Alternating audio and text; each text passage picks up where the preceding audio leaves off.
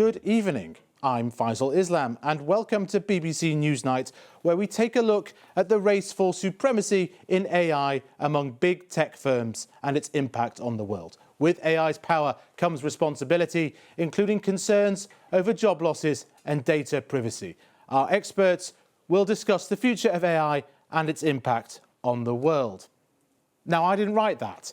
Artificial intelligence wrote that, adding poems, political speeches and countless school kids' essays to the word count of ChatGPT, the cerebral chatbot created by OpenAI a few weeks ago. The advancement of AI comes amidst a tumultuous time for the big tech firms, with the giants Apple, Microsoft and Google all posting declining profits and with more than 50,000 Silicon Valley layoffs amidst the global economic downturn. Tonight we're going to take a look at what's going on at the top of some of the world's biggest companies and ask whether the AI arms race could be their route to renewed success. Here's the BBC's tech correspondent James Clayton in San Francisco. It's no exaggeration to say, and this may sound a little coarse, that big tech had a great pandemic. As people locked down in their homes, they turned to tech to communicate. They streamed movies or played video games on phones and computers. Revenue, that came in greater than expected at one. Big tech stock went bananas. Some of the most profitable quarters in history were posted by tech companies that had become the biggest companies in the world. But that was then. Fears around COVID have been replaced with fears about the global economy. And as for big tech here in Silicon Valley, well, it appears the good times might be over. The pandemic may have subsided, but COVID's persistence in China has hurt companies like Apple.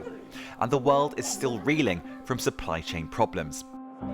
Yesterday, Apple announced its sales had fallen globally by 5% in the last quarter of last year. Amazon recorded almost no profit. Google is struggling as advertisers stay away. They are results that were unthinkable 2 years ago.